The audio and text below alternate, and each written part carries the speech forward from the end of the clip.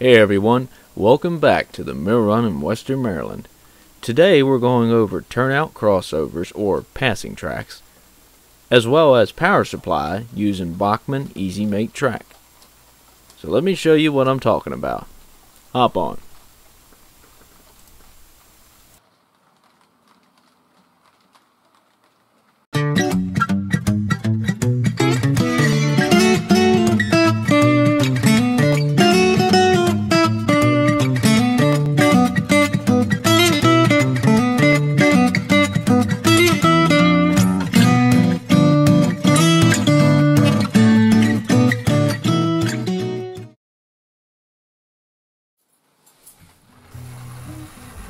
Crossover turnouts or passing tracks have a number of uses on your layout.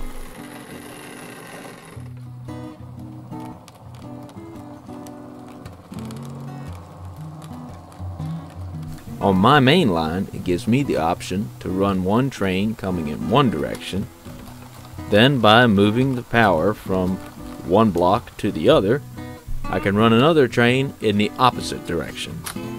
It adds to the excitement, and hey, I get to run more trains on the same line. To do this, you take two turnouts, turning out in the same direction, both left or both right. To some this might seem obvious, but for some reason it really plays with my brain when I'm trying to plant it in my head, so I thought it worth noting. Simply turn one around and hook them together, and voila, you have your crossover. These turnouts I'm using here are Bachmann No. 2 turnouts, pretty standard, but it can create a rather wide distance between your lines. If you're like a lot of model railroaders, space is valuable. I use No. 4s on my layout. This brings the tracks a little tighter. The trick to these though is you have to cut a section of the roadbed in order for the tracks to meet properly, because of the tight turning radius, or the tight turnout that is. The No. 4 turnouts come with a short section of track that's actually designed for this modification. It has a thin spot in the roadbed where you can break it off, either the left side of it or the right side. You can see I cut a section out here to make room for the connection.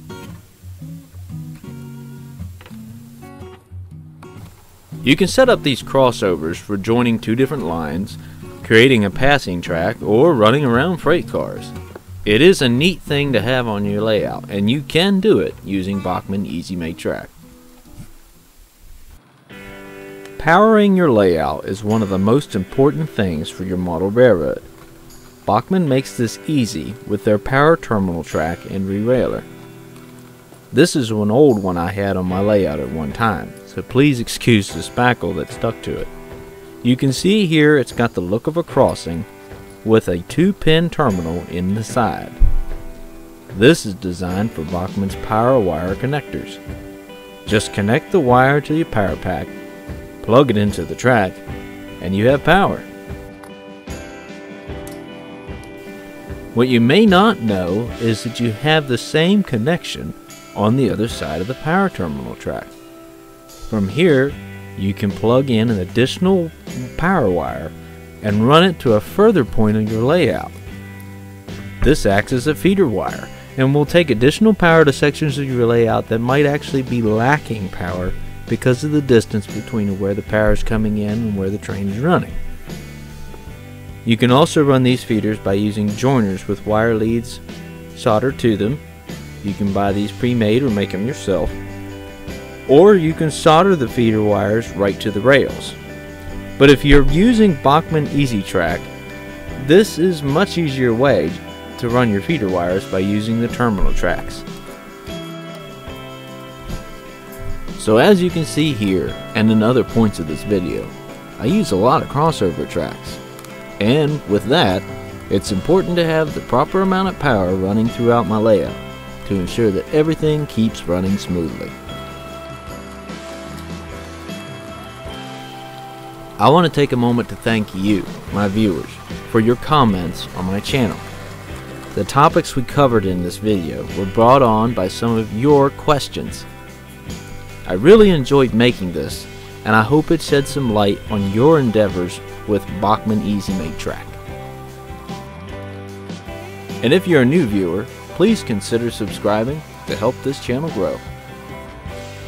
So until next time, I'm Chris with the Mill Run in Western Maryland. Thank you for watching.